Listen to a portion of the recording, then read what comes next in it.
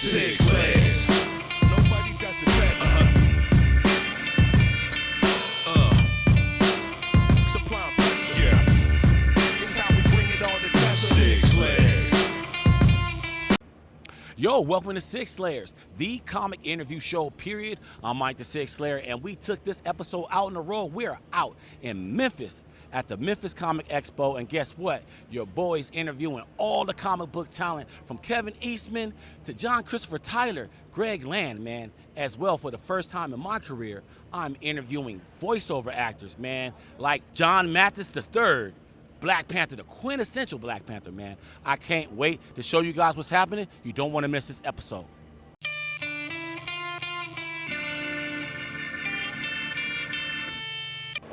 And we are back, and I'm here with one of the best voices in all of animation, Andy Field. How you doing? I am all right. How are you, man? It's good to see you. It's great to see you, man. And this is like, I wish my son I wish we could feel my son's excitement with you being here right now, because this is so great. So Andy, I just gotta say, you know, Five Nights at Freddy's a huge phenom, right? Yeah. How did you get involved in that project? So I was just a voice actor doing, commercials and all the stuff that all voice actors do. And I was on a website where auditions come.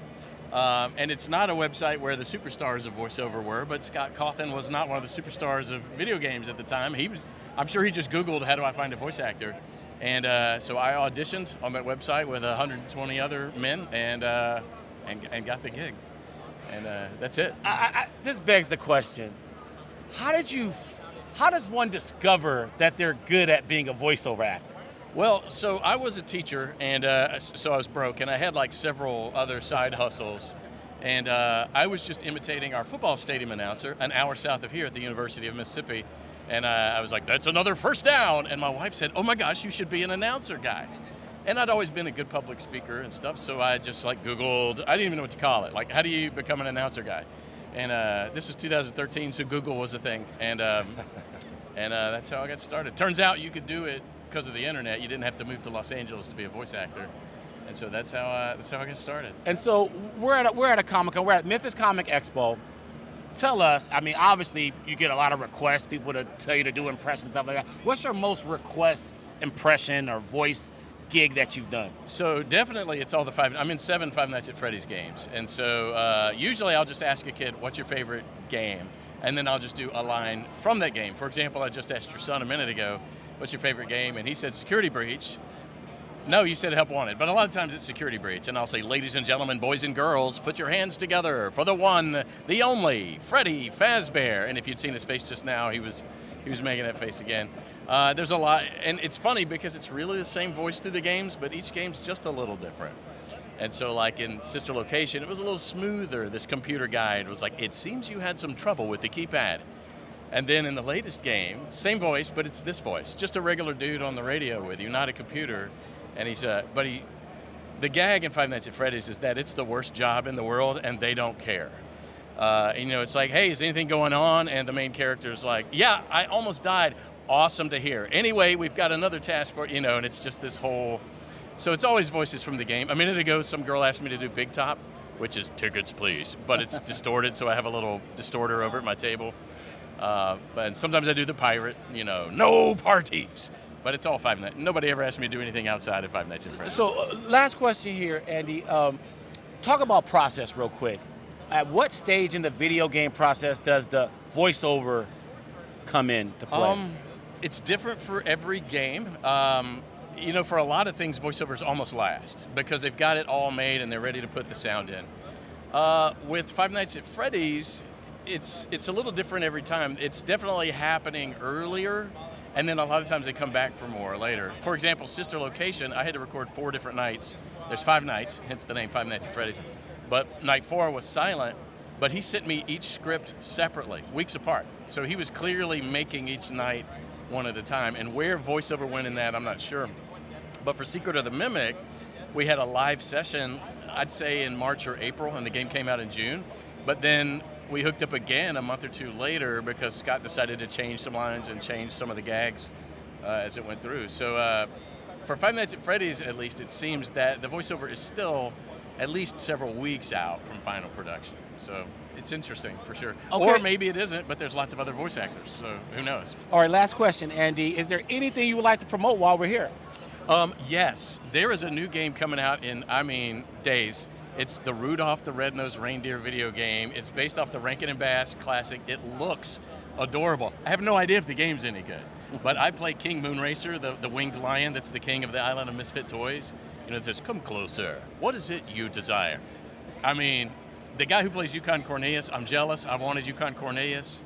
That dude is spot on. It looks fantastic. So, the Rudolph the Red-Nosed Reindeer game, PS4, PS5, Switch, Steam, and I think one other platform I can't remember.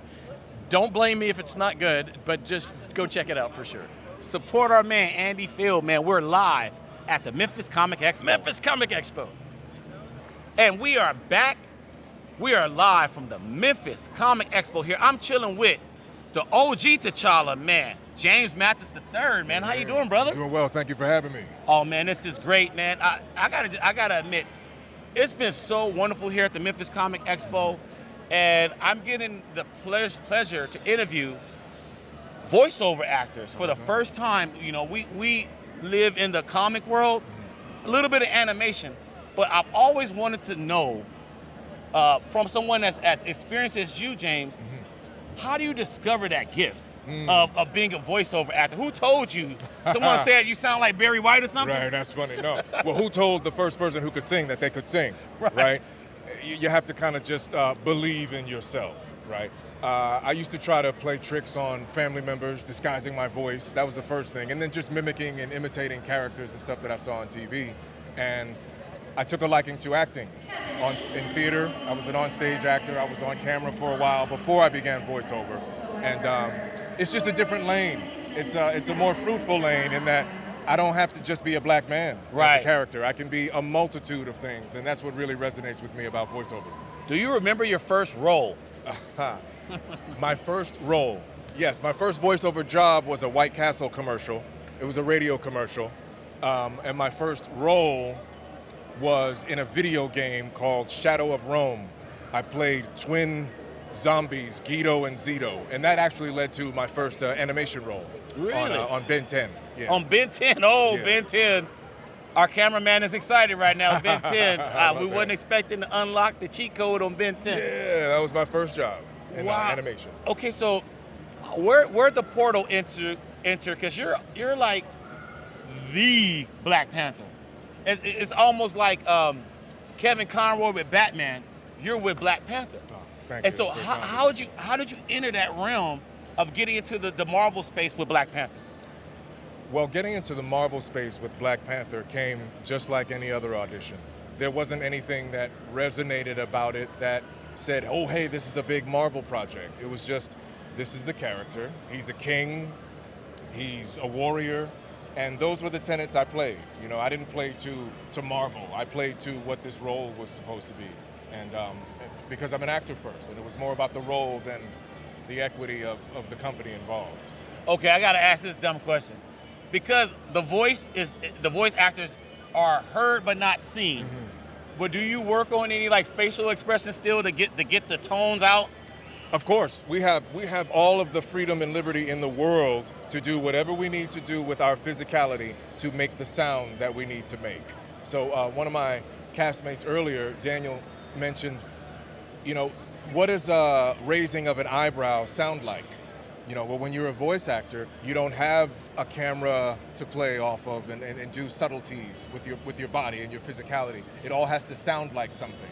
So I think just spending time talking to myself, talking in different spaces, working on vocalizing emotes, I think is really just how you hone your skills in this process. And then speaking of process, I got a process question about animation. Where does the voiceover fit in the assembly line of production? In anime or in animation? Either. Okay. In anime, the voice typically comes last. So with respect to Japanese animation, when it comes to the States, we have to do what's called dubbing. And so we're recording to picture. We can see everything as it is, and oftentimes we'll have to match lip flap for sync. Whereas in conventional animation, we read from our scripts exclusively, and then all of the animation takes place after we've done our jobs.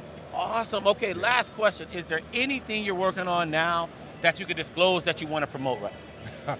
Right now, I'd love to promote Marvel Rivals. Marvel Rivals is an amazing game. It's very collaborative. There's a very wonderful community of people who play, who stream, who chat, and it's an awesome experience. It's a great project to be a part of. I'm really grateful to carry on the legacy of T'Challa in Marvel Rivals. Man, you guys already know Marvel Rivals is lit already, and he's promoting it. Yeah. The cameraman, my boy Mike behind, he's giddy. Yep. He's giddy because you mentioned Marvel Rivals. Marvel Rivals is where it is right now. James, thank you so much. Thank you James kindly. Mathis III. We appreciate it. This is Sig Slayers live at the Memphis Comic Expo. All right, we are back, and I can't be in my fanboy mode right now, so I'm gonna try to keep it straight. So I'm next to an animation legend here. I'm joined with Nika Futterman. How are you? Oh, I'm awesome. I mean, how bad can I be when I'm standing next to someone who's saying how awesome I am? I mean, you are, man. I gotta ask this question. Yes. I mean, we're here at the Memphis Comic Expo, and I Yeah. have to ask you. I mean, Asajj Ventress. Yeah. I mean, you have just a decorated career in voice animation, but I want to know, when did you find that superpower in being a voice actress? Well, I think this is the thing. When I was a kid, I think it's like a lot of voice people. Like, I just couldn't help myself. I'd be like hanging out with somebody and I would just start imitating them without even trying, like, or meaning to. It was like something that was just in me. And so I think I always was someone who listened to how people spoke. I was always into accents. I was always into that kind of thing. And so along with being an actress, you know, I was just like very conscious of voice. And so I don't even think that I thought like, oh, I'm really good at this. It's just something that I just did. And I think that's like with any art form, right? It's just in you. You just can do it and you're like connected to the universe. You know what I mean? Yeah, but how did you make that transition from, like, because you know you have friends that are funny and you're like, Yeah. dude, you should be a comedian. When did you decide to make that transition to go pro? Oh, well, I was a regular actor person and I had this manager and she was like, you should do voiceover. And I was like, whoa, what is that? And she's like, you know, like cartoon voices and stuff. And I was like, ooh, that sounds fun. And I was like, people make a living doing that? Because I didn't grow up watching cartoons. I was like from one of those families where it's like, you don't get to watch television, you have to read books. Oh. So I didn't really, that was the farthest thing I ever thought I would do. But she said, my friends, she sent me on this audition for a show and it was Hey Arnold. Okay, yeah. And I got the part. And then I was like, wow, this is really great. This is perfect for me because I never was one of those actor people who wanted to be famous. I was like, I'm happier hiding under a rock. And so I always thought the trajectory of my life would be, you know, like Saturday Night Live, Mad TV, things like that, where I was going to be like being crazy people. I didn't know that it was going to end up just being my voice. So after finding voiceover, I decided to stop doing everything else because it was perfectly suited to who I am as a human being. Wow. And so when I just started booking parts and I was like, whoa, this is easy for me. Like, this is me.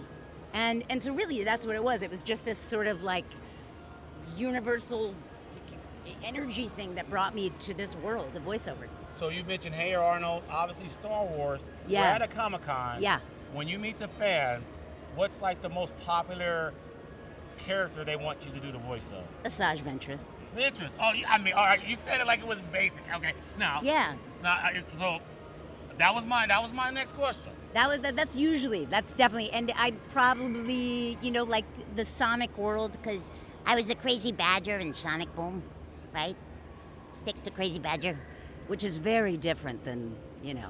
Ventress. And then Ventress. And then, you know, there's like, there are quite a few characters that I've done that are sort of like people are into, but I would say definitely Ventress it's Star Wars. I mean, come on, Ventress. Yeah. Leads me to my question. You gave me the alley-oop, so I'm going to dunk it now. Dunk it. Now, what does it mean? Because Ventress is an ongoing character that has hopped through multiple series now, right?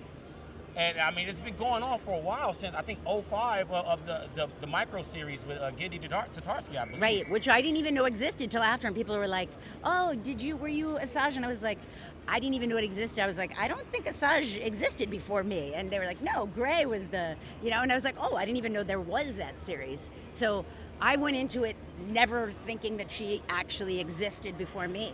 Really? and then now there's this legacy where now Yeah. she has hair now and all Now that she's got stuff. hair. But this is the thing. There's this whole storyline that was going to happen when it was still on Cartoon Network with her.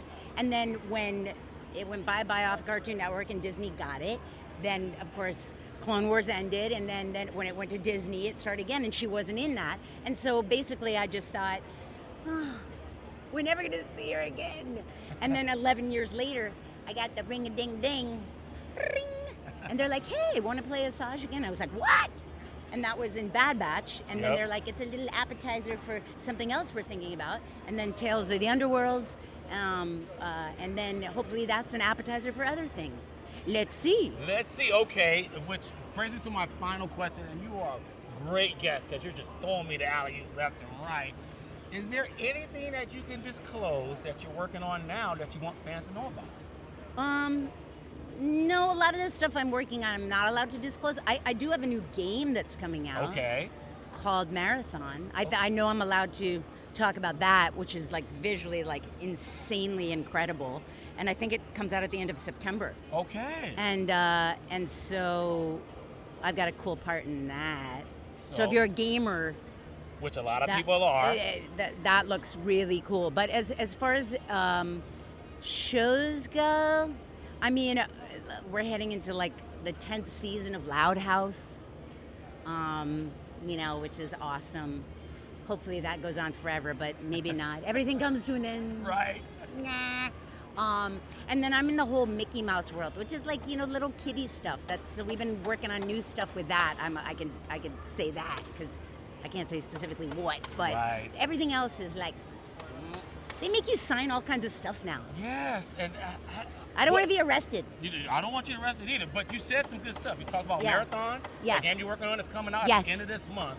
And Yeah. I'm just so happy to be in your presence because I'm a huge Star Wars fan. And when I Thank you. saw you on the list, I was like, wait a minute. We Thank gotta you. pull her in on the interview. And then, of course, like everybody's loving Marvel Rivals. Right. And I play Hella in that. So, Right. Because her and Asajj are kind of cousins, And we get a Locally. lot of that game gets a lot of play at my house, Marvel Yeah, Rivals. yeah. So Nika, thank you Yeah. so much for joining us. We What's are up? chilling here at the Memphis Comic Expo, Sig Slayers. Hi.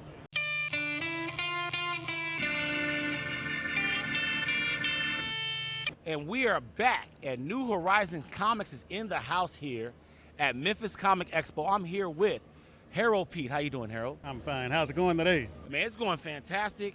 And in my hand right now, I have one of your comics, Beautiful Thema. Do you want to explain the whole concept behind Beautiful Thema? Okay, really quick, Beautiful Thema is a story about a young vigilante on the south side of Chicago who is sick and tired of being sick and tired. And she's taking the defense of the Lincolnwood community on the south side into her own hands because she feels no one else is willing to do it. And we're at issue 0, so is this the most current copy? Or That's a special Ashcan issue. That's the first 9 pages of the first issue of the comic, which will be coming out later this year. later this year? Okay. And how can viewers, because people on YouTube are going to be seeing this, how can they get their hands on this Ashcan? Okay, so the Ashcan, I'm down to a limited number of copies. I have what's here, and I have a couple at home. So you can go to the website. You can order that on the website, newhorizoncomics.com. And whatever I have here will go back into that stock too. So. And then I got to ask you, process question, being a self-published creator, what's the grind like as far as how'd you find the artists for this book and all of that? I know there had to be a trial and error type of period, right? It is. It's a trial and error period. It's a lot of hard work because you to find an artist that matches the vision in your head, that can give you the style that you want, that was an endeavor in itself. But I did find it. The artist on Thema is an Italian artist named Giorgia Rosati. I love everything about her style, and she's hit a home run with it. And how'd you find her? I found her on social media, actually. She was doing another book. I liked how that art looked. I reached out to her, asked her if she would be interested in doing just a sketch, just to see if she could do the character. And when I got it back, I'm like, that's it. And then New Horizon Comics. Is this the first title of the New Horizon Comics, or there's other titles from New Horizon Comics? There is a second title. The first title is the one I'm holding, Spirit, the Woman of Hope. This first issue is done. That's available on the website. That's here. The second issue is finishing up production right now. The colorist is doing the last few pages, then it goes to lettering, and then it goes to print. Okay, so I got to ask this question. Some of my favorite interviews are with self-published creators because it's like the fan that goes pro, right? Yes. And so, how long did it take you from the moment that you decided to create comics to the point where you have an issue in your hand? This number one. This is a unique story. This Spirit came about in 2005. Okay. Production started, the character designs, all that scripts are written, and it stopped in 2006 when the artist I had in mind said, I'm not drawing anymore. And it grew, but it grew slowly, so I just took my time with it, and eventually it got shelved. 2020 came around, she tapped me on the shoulder and said, let's do something. And it came back in the circle, she got revised. Somebody took a look at the script, said, bro, tell this story. And in 22, New Horizon Comics was founded. And in 24, Spirit was produced. Awesome. Okay, I got to ask this question. This will be our last question. We're here at Comic-Con. Obviously, we run into all kind of legends like Kevin Eastman, and we got John Christopher Tyler, and all different types of people. Scott Collins. As a creator growing up, who was one of your influences or multiple influences as a comic book fan? As a comic book fan, I can say beyond a shadow of a doubt that Chris Claremont, the writer on the X-Men, I'm a huge fan of his writing style. This was as a kid coming up. John Byrne and his art style. As a kid, George Perez, Marv Wolfman. Those guys, as I got older, I come to appreciate Jack Kirby and Stan Lee, and some of my favorite writers like Gail Simone, Eve Ewing, Slot. Man, well, Harold, I want to thank you for joining us. I want you to pick up, visit his website, New Horizon Comics. Is it .com? New Horizon Comics. NewHorizonComics.com. Pick up a copy of Spirit #1 and check in on this beautiful theme, Ashcan, right here. This is Sig Slayers live at Memphis Comic Expo. I want to thank you guys. And we are back. Man, we got DIUniverse in the house. We got Charles Banks. How you doing, brother? Hey, how you doing, man? And I'm holding a copy of the Young Upgrades. Yes. And I pulled Charles aside because I saw him at his table, and we have a soft spot for self-published creators, man, because we know that the grind is vicious, and you gotta have determination. Yes, sir. And you still gotta have the imagination. Yes, sir. So let's start off with one of your titles. Which one you talk about first, the Septimus versus Jupiter or the Young Upgrades? We can talk about the Young Upgrades since we already started right here. Okay, the Young Upgrades. So what was the origin of this? Well, let them know a little bit about the Young Upgrades. Why should they pick this up? Well, the Young Upgrades, they're like my original characters, and they're second generation superheroes. My first generation superheroes were taken out and demobilized, and these second generation heroes right there are finding themselves and trying to find how to use their powers and their suits and everything, and they have a lot of fun, and I think you have fun reading that comic. And let's talk about your process, because obviously you're self-published. So, what aspect of the creation are you? Or do you do everything like a cartoonist, where you do the art and the writing? Yes, sir. So you do everything. Yes, sir. So that means that everything is coming from you. So it's not as expensive because you are kind of generating everything. Because we spoke to another self-published creator earlier, and the challenge was finding that artist, right? And so I want to ask you, so if you're the artist and the writer, what are the biggest challenges of getting that book going? The time that it takes, because you gotta write, you gotta draw, you gotta edit, and you gotta color, and all those things. It's a lot of time on one person. I try to condense my stories into shorter stories to make it more efficient, because you learn not to waste any time. Really? And so, and what's your process like? Do you start with kind of like the rough concept, and then you just begin drafting, or do you write the whole script first? How does it go? Well, I basically do an outline, and then I know what I want to happen, and then I draw what I want to happen, and then when I look at the page, I try to make I write the words organically. So I look at the page and see like what would this person actually say, and then that's how I come up with the dialogue. But it's an outline of like the city is attacked, the heroes come, and then I draw all of that, and then I write it organically to what they would say in the scenes. Tell us about the origin story of DIUniverse Comics. All right, DIUniverse Comics it stands for Diverse Universe. Okay. Yeah, I try to write everybody in society with respect, and I try to show everybody the respectability they deserve. But DIUniverse Comics comes from when I was younger. My pops bought me like a Spider-Man book, and my pops was a great artist himself, and I didn't know if I could draw or not, and so I started drawing with him. Okay. And so the idea of DIUniverse came from me when I was like 6 or 7 years old. Really? And you saw it all the way through? Yeah, I finally got a chance to get it done. My pops has passed, unfortunately, but every comic I have, like you see that right here, this is my pop's signature, and I use his signature on each one of my comics.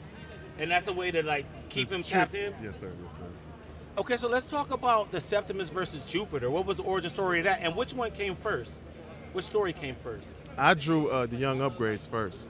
Okay. Septimus versus Jupiter is I was watching the History Network, and I saw that Septimus Severus, he founded Great Britain, and he was from Libya, Africa, and I was like, man, I need to do a story on this guy. But I made up the mythology. I had him like more of a son of the gods, and he got betrayed and he was killed, and he was sent to this tournament where he has to fight for his soul, and where he's fighting for his soul against the god Jupiter. Yeah, so he is fighting for his soul to get back to his wife and his kids and stuff. So you got a little mythological twist on there. Yeah, and I put my own mythology twist to the Roman gods, not the Greek gods, but the Roman gods, since the Romans are after the Greeks. Right.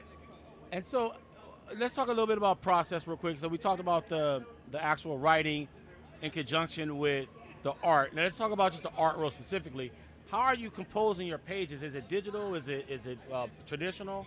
I'm a digital artist, but I try to sketch one page each book on paper and then translate it into so. Because a lot of times you lose a lot of lines and a lot of your edge. So I try to do one page traditionally, but usually I do everything digital. Really? Okay, and then the last question for us, Charles. How could they get in contact with the DIUniverse?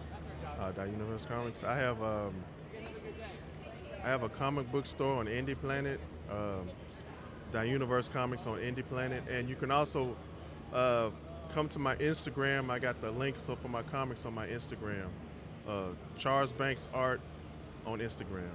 Charles Banks Art at Instagram. Charles, I want to thank you so much for joining us. We are chilling here live at Memphis Comic Expo, Sig Slayers, and we are back. I'm sitting here with ink artist for Immortal Coil, John Martin. How you doing, John? I'm trying to stay out of trouble as always. Hey, man. Hey, you and me both, man. I got to ask you this question, man, because we just met, and you told me that you're doing the inks for this Immortal Coil. Well, before we get into your craft, tell us a little bit about Immortal Coil.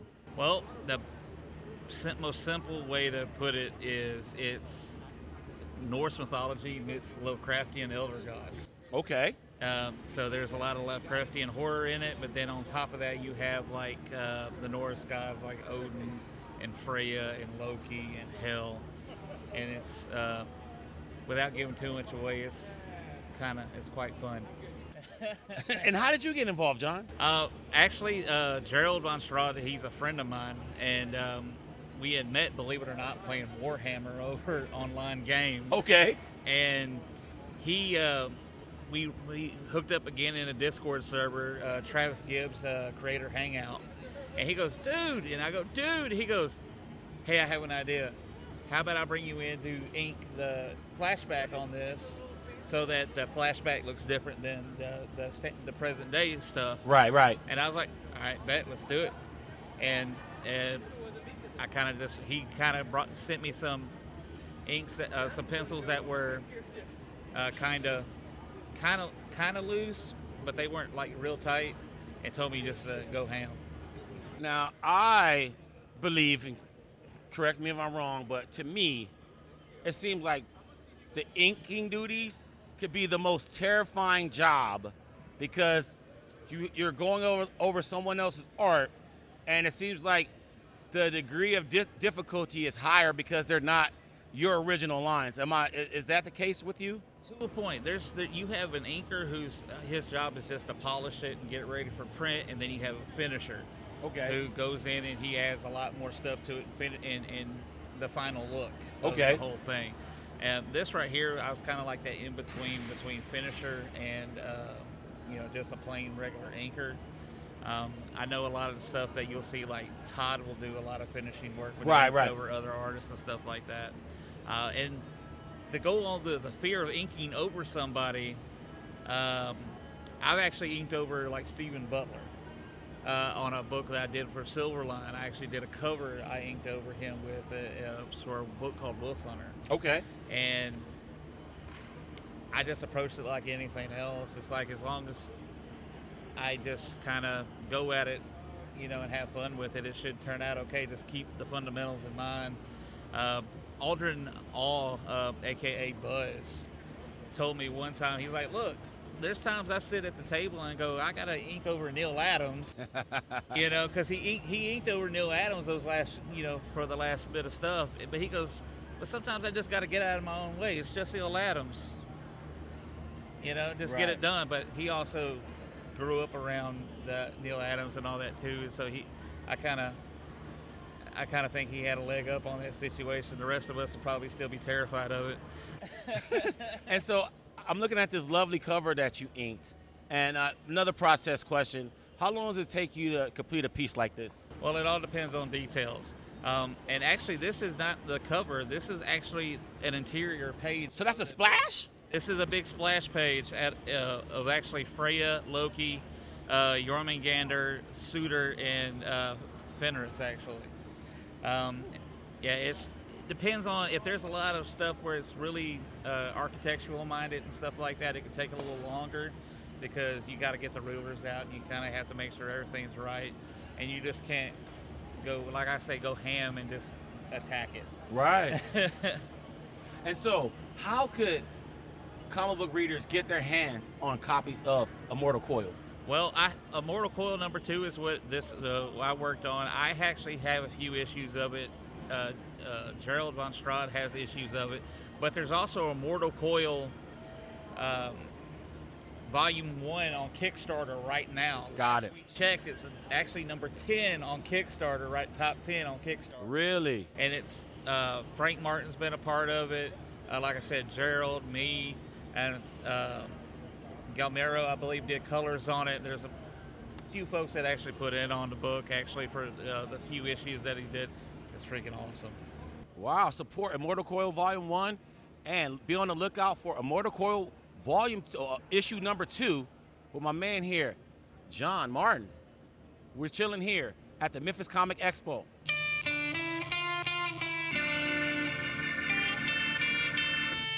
And we are back. We are chilling here at the Memphis Comic Expo. I'm here with Glen, an agent of Slabs, man. And Glen, I had to bring you here, man, because it fascinates me, all the things that we see at a Comic-Con. But then, I know about grading comics, right? Okay. But then I don't know about the whole facilitation of the grading of comics. And so that's what Agents of Slab does, right? They facilitate? Yes, we're a third-party facilitator. So what we do is that we go to conventions, we take customers' books, we go get them witnessed and signed by artists.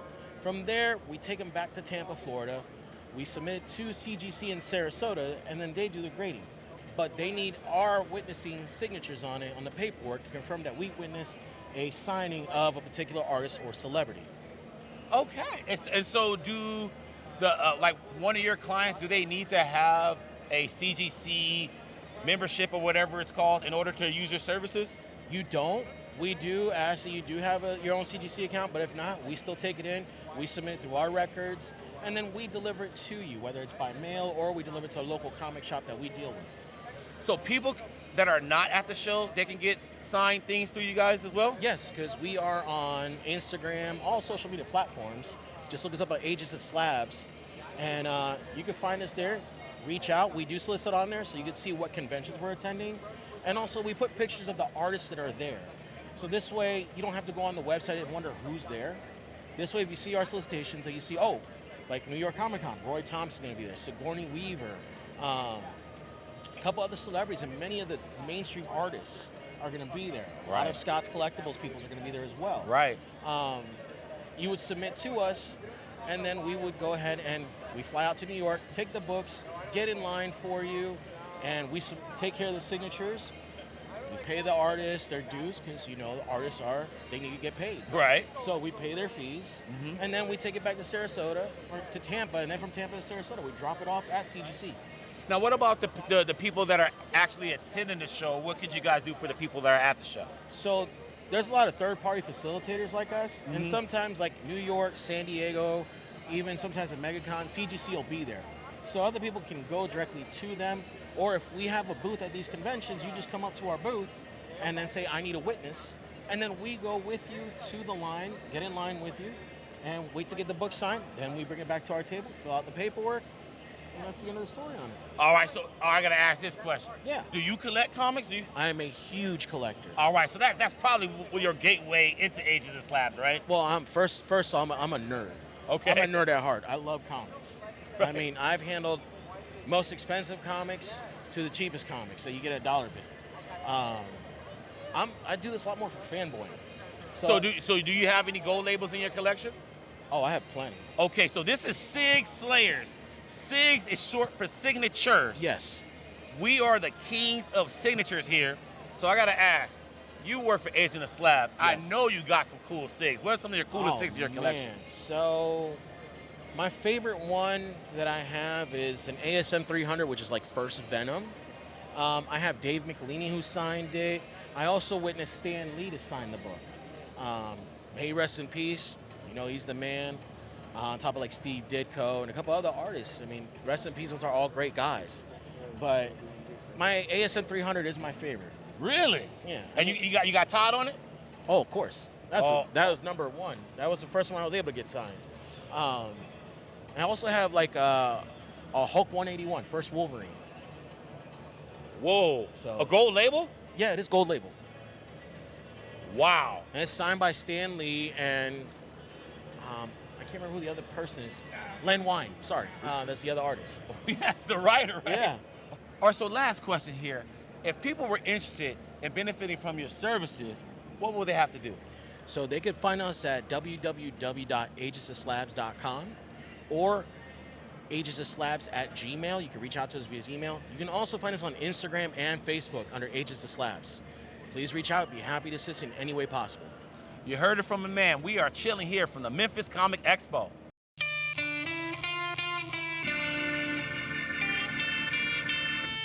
And we are back. We are live at the Memphis Comic Expo. And we're here with the lovely Rainey. How you doing? I'm great. How are you? I'm doing fantastic. Okay, so I had to pull you here, and I gotta know, you gotta educate us on cosplay. So first, how did you get into cosplay? I've always been very artistic. I was actually in theater all my life. And cosplay kind of combines everything that I love about theater. It's costume making, it's wig design, it's special effects, it's acting, it's, you know, video, it's stage performance, it's everything that I love, so. Okay, so that's what I want to get to, because, correct me if I'm wrong, most cosplayers, they actually make their costumes and kind of do all that jazz, right? A lot of them do. There are a lot of different ways to be a cosplayer, but being a crafter is definitely a big one. A crafter? Are you a crafter? Sometimes, yes. I made this one. Okay, so what goes into the character that you choose? Because, like, I was on social media one day, and I have a friend that cosplay, and I was like, dude, you would be a great, I want to say Sabine from Star Wars Rebels. Yeah. And she went, well, blah, blah, blah, Sabine. So is it like territorial on like who you decide to become? I wouldn't call it territorial. There's not really there are obviously cosplay competitions, but it's a lot of community as well. It's like Spider-Man memeing when you see people dressed as the same character. We're like, you and me, and like best friends. I've seen 3 Harleys today, and I take a picture with all of them. It's really just about personal preference and like character designs that you like.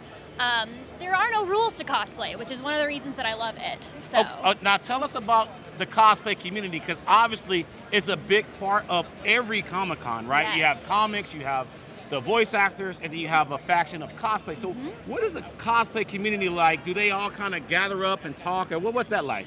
the cosplay community is kind of unlike anything I've been a part of. They're all so friendly, and we share advice and we share passions, and you already have something in common with them when you see them. Right. You're a giant nerd. Everyone here is a huge geek, and you already just based on who they're dressed as, you know what kind of things they're into, and you already have common ground and shared interests. So it's very friendly, it's very accepting. There are no rules, like I said. Anyone could cosplay anyone, and everyone just, loves it. Now, I gotta talk about this thing here. Yes. Now, how does one get this? Does this get made, or does this get bought? Is a costume, a prop? Where does this come from? So there are, again, a lot of different ways. This one was 3D printed. It was a gift from one of my friends. He purchased it and paid someone to make it and paint it for me. I do have other props, like similar weapons and things. I have a gun from Jinx in Arcane. And that one, another one of my friends printed and painted it himself. So a lot of them, you can make them out of 3D printed, you can make them out of foam. There's no right or wrong. Now, cosplay contest, have you ever entered one of those before? I've only entered one. Okay. I don't have a competitive spirit. I do it for the love of the game. But I do have a lot of friends who compete. My friend is actually running the cosplay competition at this event. Okay. She won Best Journeyman at the last con in town. Journeyman, okay. Yes, she's been doing it a long time. She made everything on her outfit. So, okay, just off your knowledge. Yes. And we'll take you away with this. What is the criteria for a winner of a cosplay? Is it the costume originality, or is it acting the role? So the person who's going to win is going to be the best all around. They're going to have the craftsmanship, they're going to have the character, they're going to have the whole package.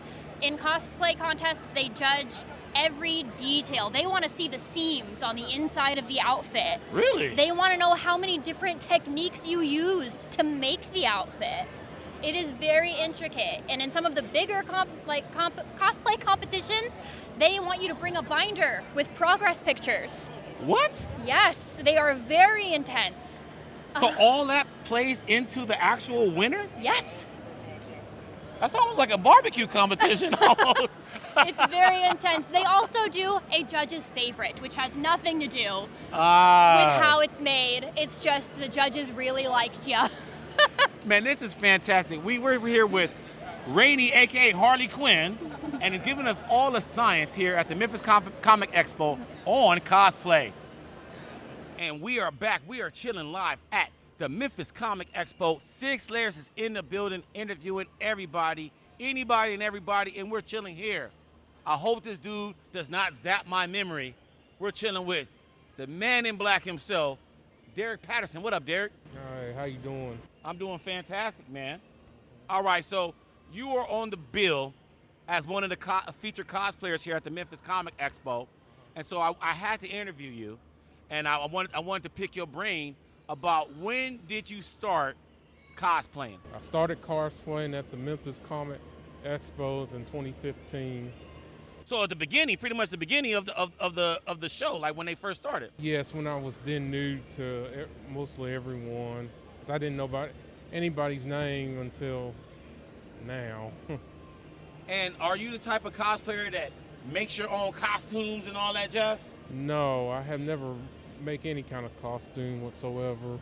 You just put it together, or you buy it, or how does that work? I just buy it.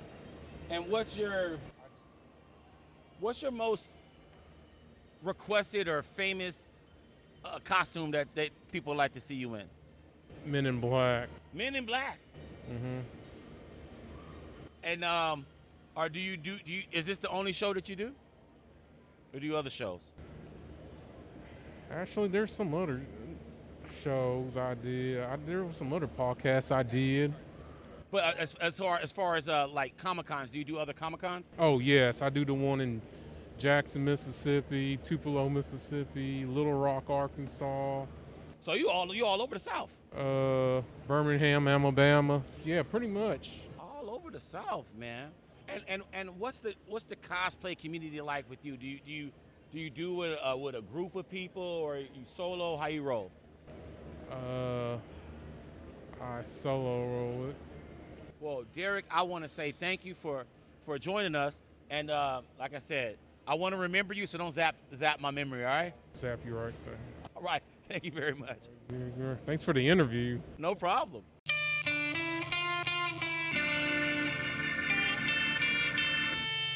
We are back. It is Sig Slayers live at the Memphis Comic Expo. To the left of me is writer Amy Chu. How you doing, Amy? I'm doing great. How are you? I'm doing fantastic. But here on Sig Slayers, we like to educate people, not just about the people who make comics or even the process of comics. I want you to educate people on your resume as far as like the characters and the things that you, because sometimes people watch our channel and they're just watching because of the flashy animations and all.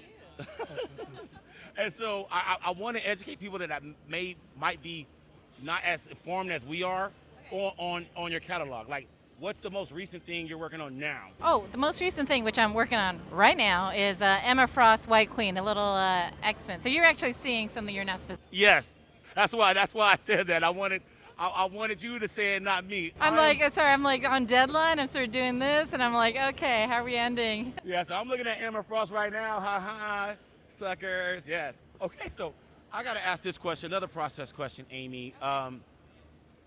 When did you realize that you wanted to start writing for comics? Because, I mean, you could write anything, right? But why No, that's actually not true. That's not true. I never thought I was a writer. Really? I got into this by accident. So there wasn't ever really a thing of like, I want to write comics, let me do this. I was trying to help my friend who wanted to write comics. She dragged me into it. And then I took a class just to help her out. Mm-hmm. So I could understand what it was about. I was going to do the business side. And the class was run by an ex-Marvel editor who said, oh, you're actually really good at this. I'm like, no, I don't write. I'm the business person. What made you stick to it? Did you start believing what people started telling you? No, I still don't believe it. I'm not really a writer. I am a writer, but, it takes a while. Like I was just saying, So I got to ask, I know Emma Frost, we got Red Sonja. What is the most signed title you get put before you at a Comic-Con? The most signed one? Yeah. Well, at this one is Emma Frost, right, because it's new.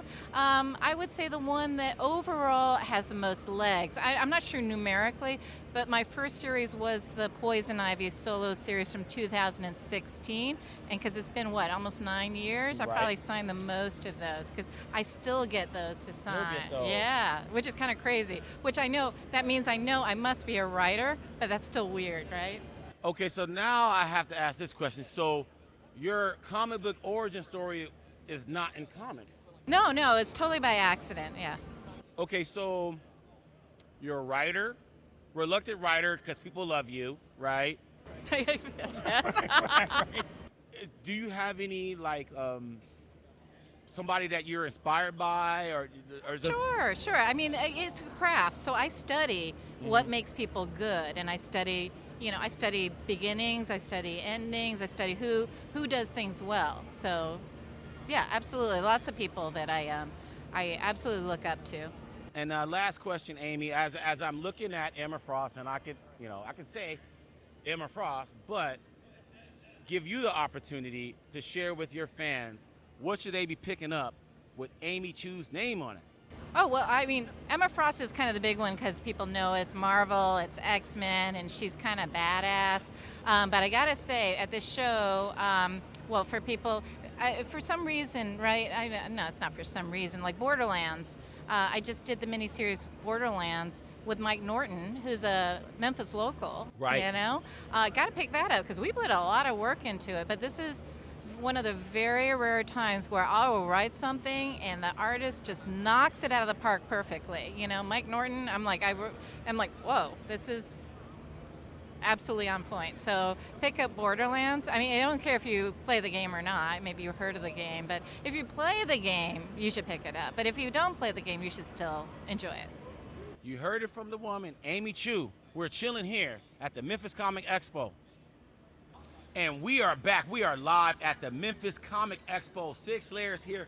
We're chilling with Dan Parent. How are you, Dan? I'm good. I'm good. Man, okay, I got to ask, you know, because I know you make your rounds around these shows. What's your most requested sketch? Oh, boy. Well, it's always usually Betty and Veronica stuff. And a lot of times it's like Veronica as Wonder Woman, Betty as Supergirl. So I do a lot of Sabrina. Sabrina's really popular too. Right. So it's definitely the girls are the more popular sketch requests. Really, and so let's talk about your history with Archie. How did you even get involved? Well, first of all, I was a big fan growing up, so I was a big reader of the comics.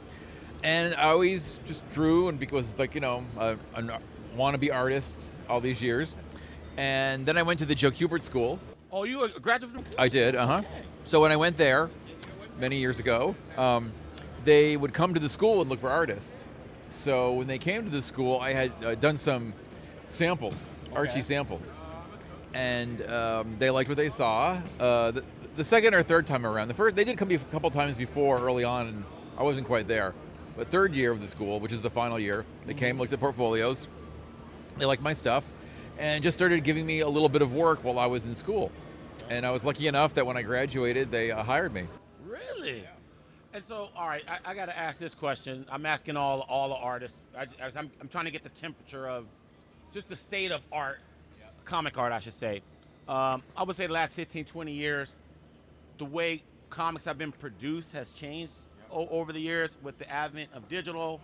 And now we got AI creeping in, and we're trying to push that down. So I want to ask you, Dan, has the way you produce your art, has it changed recently? Has it changed with the time? The way I do it has not. I still draw by hand on paper, pencil and ink. The only thing that's changed is when I'm doing some interior work and I pencil it, I will scan it and then I'll send it to the inker. Okay. So the inker does it two ways. They'll ink it digitally. Okay. Or they will print it out on blue line and then they'll ink it that way. Got it. So basically, the pencils pretty much just stay pencils, and I send them off from there. But from where I work, I keep everything pencil and ink. When I do my own covers or my own work, I'll scan that, and I'll do that digitally. But I always start out with a pencil and ink base on paper. All right, so final question, Dan. Now, I hate asking this question, but I got to ask it. Is there anything you're working on now that you can disclose so the fans can support it? Yeah. Well, so we've announced a couple of projects I haven't started on yet, but a couple of weeks ago we just announced that we're doing an Archie meets Captain Canuck comic book. Okay. And Captain Canuck, for people that don't know, he's like the superhero of Canada. Okay. So we'll be working on that 4-part series, Archie meets Captain Canuck. And I'm going to be working on another book with Tom King. We did a one-shot last year. Okay, Tom King. And so we're going to do another. The script's already written. I've already read it. It's really good. So that'll be another one-shot that'll come out next year. It's a Jughead story. The Jughead story with Tom King.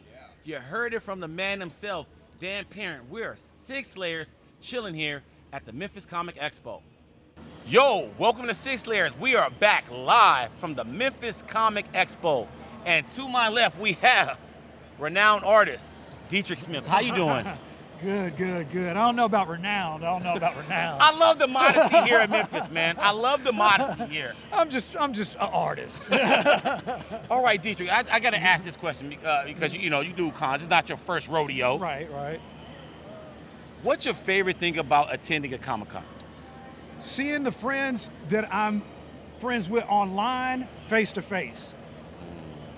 It's good to have a conversation on Instagram or on Facebook with those people and they love your work. But when they see you face to face, that refuels you. That gives you much energy, and you feel that love personally. When did you start pursuing, obviously you knew you had talent with drawing a long time ago, but when did you start pursuing art professionally? Against my parents' wishes, I left Auburn University. As you can see, I'm an Auburn Tiger. And I moved out west and took a chance. I luckily got hired by Rob Liefeld. After many, many weeks of, hey, you gonna hire me? Hey, you gonna hire me? Hey, you gonna hire me? Called me in the office, Dietrich, you're hired. So, you know, perseverance. Shout out to Rob Liefeld. So that was your first gig? Yeah. With Rob Liefeld? Yeah, Ray back in 95, so that shows my age right there. Wow, what's that, 30 years? Yeah. 30 years, okay, so here on Sig Slayers, we get into the process, the nuts and bolts of comic book art. And over the years, the way comics have been produced has changed. The inker is almost non-existent these days. Yeah, unfortunately. How do you produce your comics today? I actually ink my own stuff as well, yeah, but I've been doing that for quite a bit. I'm not trying to push the inkers out the game. It's just I feel more comfortable inking myself. I'm not the biggest penciler anymore, so I kind of skip that process. And yeah. So you go straight to the ink? Well, I'm in the rougher stage, and then I clean it up in the inks. Got it. Yeah. And so, all right, we're here live from the Memphis Comic Expo. When people go to your table, what is the most requested thing they ask you to sketch? I guess it varies, truthfully. It used to be Deadpool. Deadpool is just like, for real, another Deadpool? Come on, he's always requested. But it varies right now. It's pretty much what's popular at the movie theaters. Because, you know, when Superman was popular, it's, hey, can you draw Crypto? You know, Fantastic Four, hey, can you draw the Thing? You know, so it's you know, it deviates. And then lastly, Dietrich, is there anything that you're working on right now that you want your fans to know about? Right now, I'm mainly just attending conventions, doing sketches, taking a request on my Instagram, Facebook, so you can find me at Dietrich O. Smith on Instagram or Facebook. Friend me up, follow me, and then, like I said, come to the convention and meet me. Yes, sir. Well, you heard it from the man, Dietrich Smith. We are live from the Memphis Comic Expo. And we are back. We are live at the Memphis Comic Expo. And to my left is the great Todd Nauck. How are you doing? I'm good, Mike. How are you? I'm doing fantastic. Okay, so I got to ask, you go to quite a bit of shows. Yeah. And you've been in the game for a minute now. What is your most request character? I'd say Spider-Man. Since I'm known for drawing a lot of Spider-Man, and he's such an iconic, world-renowned character, that's probably the one I get requested the most. Some artists that are known for certain characters, yeah, they kind of shy away from it.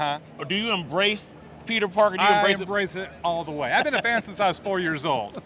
So to now have a career where I am known for being a guy contributing to the history of a character I've loved for so long is an honor, a huge honor. So it's always a thrill to get to draw Spider-Man. We're at a convention. We're at Memphis Comic Expo. What is the best thing about attending Comic Cons as an artist? I think getting to meet the people who enjoy my work. Because, you know, I work in a pretty solitary confinement. You know, I'm at the drafting table, slaving away, having fun drawing the comics and the covers, but then getting to meet the people who enjoy that means a lot, because it's like, this is why I'm doing it, to share what I love to do with the people who love comics, just as I've loved comics since I was a kid. Awesome. And then my last question is, tell the fans what's the current things you're working on right now so they can pick it up. Yeah, let's see. I'm working on, I just finished drawing Venom issue 250. This is the big celebratory 250th issue. That's coming out in early October. Doing some more work on Amazing Spider-Man, just a little bit. And lots more covers, including the iconic cover series I'm doing at Marvel. Oh, wow. So you heard it here first from the man, Todd Nauck. We are live from the Memphis Comic Expo. And we are back. We're here with Kyle Starks at the Memphis Comic Expo. I mean, this dude went on a huge Rick and Morty run. Yeah. I mean, like years, like 4 years? How long was it? 5 years, yeah. 5 years. Yeah. You're a tremendous artist and a writer. Yeah. What do you prefer doing? Both? I like it when I'm drawing my own stuff best, but that's few and far between. So, you know, the major companies hire me for my writing and not my art. So it is what it is. And okay, so now you just opened the Pandora's box. Yeah, sorry. How did you get your first gig drawing? Oh, well, so I drew my own book. I did it for fun, and it got discovered. So I did another one because I really like doing it. This is when I was 33, thereabouts. In my mid-30s, I started making comics. And I got discovered by some comic sites, and then I started doing shows. And the short version is Matt Fraction. Fraction? Read my second book, Sex Castle, and put me in touch with Image Comics. And Image put it out, and it was optioned by Hollywood before it came out. It was nominated for an Eisner for Best Humor Publication. So we came in hot, and because I did a funny book that was actually funny, not long after that, I got offered to do Rick and Morty. I was supposed to do 5 issues. I did 48 and some extras here and there. So, yeah, that's how it started. And then Peacemaker, man. You did Peacemaker around the time season 1 came out. Yeah, right after. And a little around that time, around that era. Yeah. Okay, so you talked about comedies. Yeah. I mean, you don't get no more comedic than Peacemaker, right? Sure. But look, I think there's not a lot of people who do comedy well. I think there's probably maybe a handful that we could name, but I'd be scared I'd leave somebody off. But I think comedy is kind of a dirty word in the direct market because I think historically people have been sold like a false bill of goods where they go, check out this hilarious new comic from Marvel Comics, and it's never funny. And so I think like people like comedy in comics because it's in the name, right? But right. There's only a few people who do it consistently well, and so generally like I just did a book called Where Monsters Lie a couple years ago that was nominated for a Bram Stoker Award. That is funny, but we didn't advertise it as funny. And I think because we didn't say, come check out this hilarious new comic, people checked it out, and then they were pleasantly surprised. I did a book called I Hate This Place for Skybound, which was the same. I'm like, it's pure horror. To me, it's horror. It was nominated for Best Humor Publication because sort of inherently I'm funnier than average, right? Right. And we do more than comedy. We're doing a lot of horror stuff and some superhero stuff, but yeah, I mean, I do comedy. There's not very many of us, so there's always going to be sort of work for me, but I get to make what I want. I'm not doing work for hire as much as I can, and because of that, it keeps being authentic, right? And that's a big part, I think, of being funny is being authentic. Okay, so we're here at the Memphis Comic Expo, so we're at it. a comic show. All right, you make your rounds. What is like your most signed book or series that you get in front of you a lot? It's a good question. It's a lot of Where Monsters Lie right now. I think because we just did the Kickstarter, maybe. I'm not sure, but it's sold out. Volume 1 sold out, so like that's a popular book. Last year I did this show, and it was Lobo Cancellation Special was handedly the #1, handedly. But Kyle Hotz was here, who's the artist on that book, and that probably helps. So I'd say right now it's probably Where Monsters Lie, but it's also still a lot of Rick and Morty, even though it's been a while since I did that book. Peacemaker is not as much as you'd think. Hopefully more this year because it's back happening again. That's probably those two right now. That's a good question. So is there anything you want to promote that you're working on right now? Oh, yeah, I have a new book coming out from Dark Horse in November. So we're doing final order cutoffs. You know all about that. Right. It's called Devil on My Shoulder. It's a bloody revenge horror. It's 4 issues. It's very good. It's Peter Kowalski, who drew Where Monsters Lie. I'm doing a new Image book that hasn't been announced yet. Okay. That comes out in December called Wrestle Heist. It's about wrestlers doing a heist. I'm going to have Ashcan preview issues at New York Comic Con, so I'm trying to get that out there. You know what I mean? We'll be there. Signed and numbered, limited. Ashcan preview full. It's the full issue because I'm a moron. And there's going to be a big announcement at New York Comic Con we're really excited about. So it's going to be, I think the next 8 months are going to be very exciting for me. And it's been a pretty wild career. So getting exciting is like, it takes a lot, right? Right, man. Kyle just dropped major bombs. We're here with the fabulous cartoonist Kyle Starks at the Memphis Comic Expo. And we are back. We are chilling here. The Sig Slayers live at the Memphis Comic Expo, and I'm chilling here with Stephen Platt. What up, dog? Hello. Hey, man, I got to ask you. I saw you over there doodling. I know you get a lot of requests here at the Comic-Cons. What's like your most asked character? Is it Moon Knight? Most requested is Moon Knight. Not even close. It's like, yeah, it's #1 by far. And I have to ask you. I asked Todd Nauck this question earlier. He said Spider-Man, right? Obviously. Do you get sick of that? Are you like one of those artists who's like, dude, I'm gonna charge a premium because I get asked this a jillion times? No, I love drawing him, and obviously, he's been pivotal in my career. It's how I broke out with Moon Knight, and so it's I'm just I'm really glad the fans are still asking for him, and yeah, it's just for me, it's just he holds a very special place in my heart, and I don't mind drawing him at all. And if I draw him a lot, then that's fine. Okay, so that's good to know. Hey, so Bring Yeah. on the Moon Knights, man. Bring on the Moon Knights. Yeah, Okay. he's fun to draw. He's fun to draw. Okay, so it's actually It's a challenge if you're getting asked a lot because then you have to think of something different. That's what I was about to ask because like you do have some to maybe try and change it up a little. little pose. Yeah. Because then people are like, oh well, you got the Moon Knight this pose this way, and he Yeah. only gonna do it this way, that type of thing. And which begs the question, I gotta ask about your process, because obviously what you do professionally with published work is drastically more detailed than something that you would do at a show. How do you find that sweet spot to be, okay, I'm done for the show? That's a good question. I used to struggle with that, and then I was out to dinner with Adam Kubert one night, and he was just like, it's called a sketch, right? It's a sketch, and it sort of it was like a really great paradigm shift for me because it is a sketch. It's not published work, and so I took the pressure out. I still want to do a good job, and I want everyone who comes by the table to pick it up. I want them to walk away happy. But I am doing convention sketches, and it's sort of a different level of drawing. It's a different way of approaching a piece of work, simply because you don't have to be as precise and precious with the line work. You kind of cut it loose a little bit, which is it's actually more fun. I think I tighten up when I know I'm producing published work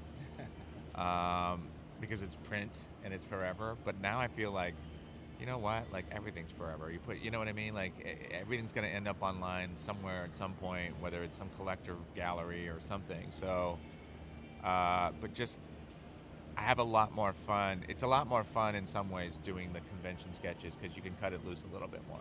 Really? Yeah. And last question, Steven. I mean, your covers are bubbling and boiling these days. Is there anything you're working on you want the fans to know about? What can I talk about? That's the thing. You guys can't share shit. Yeah, because there's something I'm coming out with that I'm actually really excited about. A cover I just finished, and I've never drawn this character before, and I haven't been given, dude, honestly, I haven't been given permission to share anything. There's the Age of Apocalypse cover that just dropped. Okay. But then the rest of them I can't talk about. I honestly, let me put it this way. I don't know if I can talk about them because I haven't seen them been talked about. Right. I haven't seen them solicited anywhere, so I'm not sure if Marvel is like ready to discuss it.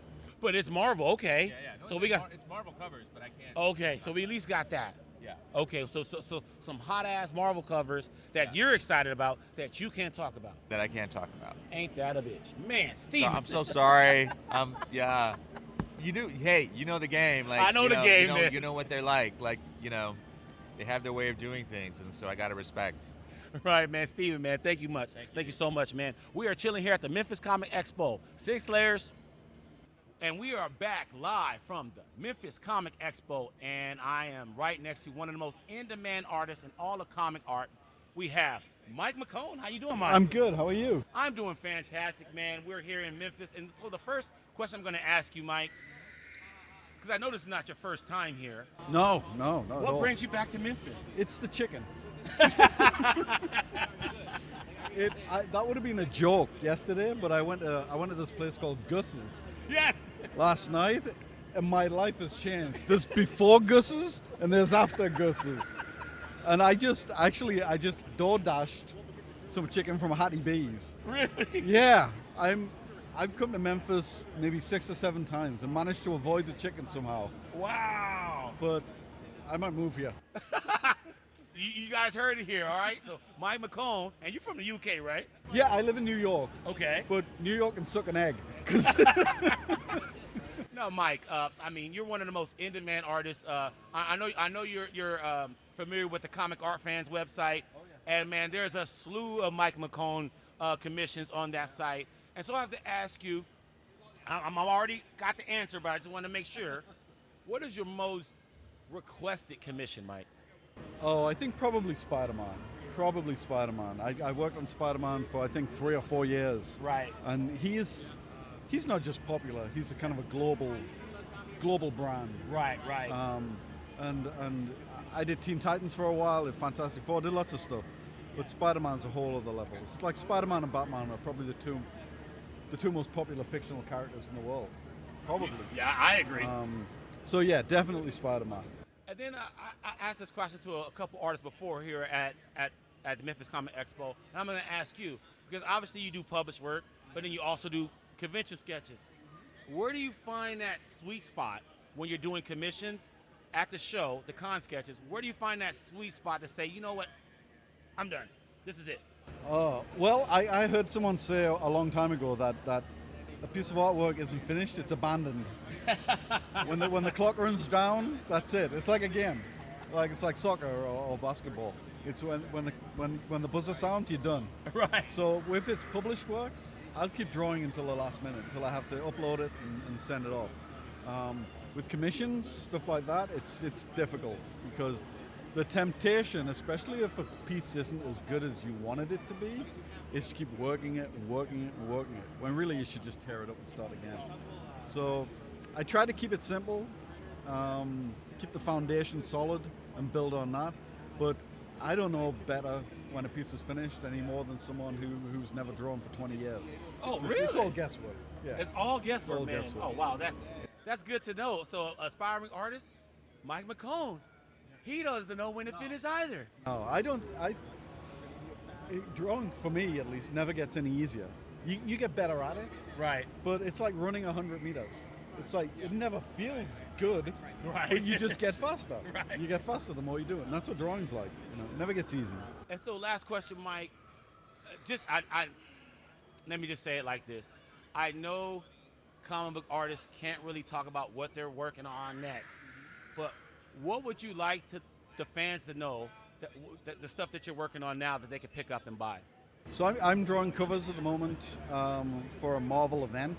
Okay. And I can't say what it's about, but if you like the X-Men and you like the Avengers, you're going to be very happy. Okay, that is great news. If you like the X-Men and you like the Avengers, be on the lookout. And is that something coming out in 25? Yeah, later this year, I think in the winter. Okay, you heard from the man himself, Mike McKone. We are live here at the Memphis Comic Expo. Yo, and we are back. And I got a very, very, very, very, very special guest to my left. We got Maria Wolf Lopez chilling with us. Ooh. There we go. Maria, how you doing? Good, my friend. Good. Tired as hell. But Yeah, good. I know you tired, man. Oh my God, I gotta say, your work is so spectacular. Every time I talk about you to people on social media, on YouTube or whatever, I always say, if you see Wolf, just go to her booth, do yourself a favor, and look at her portfolio because it's beastly. Ah, thank you. It's all right, but I appreciate it. So I gotta ask this question because we're at a show. You get a lot of requests. Is there a common theme that you get as far as requests? Do you get is there a more popular character than others that they ask from you? You know what? I think people are starting to realize what my what I'm really good at. So they'll always get characters that are either A, super muscular, B, tons of teeth, hair, claws, very monstrous. So I get a lot of Wolverine, I get a lot of Venom. Hulk is starting to become a big thing now too. So yeah, so that's starting. It's fun. I love drawing Hulk. So You're giving me some ideas right now. Okay, so I believe you were here last year at the Memphis Comic Expo. Yes, I was. Oh, and just let the community know what brought you back. The people. The people, and I just like Memphis. I'm a sucker for soul food and southern food and all that other good stuff too. So let's just admit, mostly the food brought me back, but no, it's actually the people here. You guys have been nothing but wonderful, and Memphis is always so kind to everybody. So Awesome. And then last question, Wolf. I know comic creators, they're real mum about what they're working on and what they can talk about, but is there anything you're working on currently, covers, interiors, whatever, that you want to promote right now? Well, let's see. What cover am I never working on, right? I'm just finishing up the last big rig from Post Malone's comic book. Right. So I'm doing the last cover for that one. I'm also doing cover for the TMNT X Godzilla. That one's coming up, so that's going to be a little funny cover. And then I'm finally doing interiors. Everybody's been asking, and I finally am forced to do it. No, no, it's just now it's time to do it. So it's called Wild Game. It's already greenlit through IDW. So hopefully by the end of next year, guys, you'll see my comic. Me and Tim Seeley's comic. So. Tim Seeley, and I remember you brought that up when we interviewed you on Sig Slayer. So sometime 2026? Sometime 2026. I hope. You heard it from the great one first, Maria Wolf. And we are back. We are chilling here at the Memphis Comic Expo. And to my left, we have John Christopher Tyler. How you doing? I'm good, man. Yourself? Man, I'm doing fantastic, man. I'm living the life, man. Getting to interview all you wonderful artists. Now, John, I got to ask this question, man. You're a phenomenal artist. These negative space variants are like the biggest craze in comics, man. Like, when did it start, and then how did the gravy train keep rolling? Man, I started doing them in like high school, so we're like been 30 years of this. What? Yeah. So basically, what happened was when I was in high school, man, I'm a '90s boy, right? So like, all I wanted to be was Jim Lee when I was a kid. And who in the '90s, anybody who was into comics, they wanted to be Jim Lee. Right. But I had this weird I was like, all I want to be is Jim Lee. Well, then who does Jim Lee want to be? And then I discovered Art Adams, and I was like, cool. Well, who does Art Adams want to be? And then I started going down this rabbit hole, and I started like, to all you kids out there, like, listen to your teachers. They actually know what they're talking about. So I started like studying like all these like classic old painters, right? Okay. And I basically discovered this guy named Cole Phillips, who did negative space back in like 1910. And I was like, yo, this is hot. This would look really cool with superhero stuff. So I started doing comic book characters like that in that style. And then that just kind of like led to a thing. And then when I decided I wanted to start trying to get into comic books, I was doing those as prints. And people would pick them up. And that's how I broke into comics, was through some of that art. And it took me in comics. I was in comics for like 15 years or so until finally like people like started digging it more and like kind of grew the audience. And now it's kind of become a thing after I did the action figure covers for a while. Right. And those were like the thing. And now like I'm kind of doing the negative space. And now that like the negative space is kind of a thing, I'm like been experimenting and exploring like new things. Like what's the next thing that I can like kind of nurture and develop into a new style that's like all me, because I'm a big advocate, man. Like when the world zigs, it's time to zag. Like you want to innovate, not imitate. So that's kind of what I'm doing. But I love doing the negative space. I love doing the action figures. I love doing all of it, man. I love just making art. So man, they're beautiful, John. And then, thank you. And then so we're at a Comic-Con, obviously, and you're an artist. So obviously you do con sketches, you get requests. Do they ask you to try to do that negative space motif for commissions? Oh yeah, all the time. I mean, a lot of people like you said, it's like kind of become a thing for me, which I'm cool with. Like I'm fine if you want to say I've been like pigeonholed or whatever, like typecast. Like yo, I'm golden, man. The check's clear. I'm loving it, baby. So, but no, I get requests for it a lot. How do you do it? So like at a con? You could do a con sketch where it's like negative like that? I do. I mean, I have. I don't often. Honestly, man, like I spend so much time just drawing, right? Like that's my life. So like I spend all day, every day, just doing this.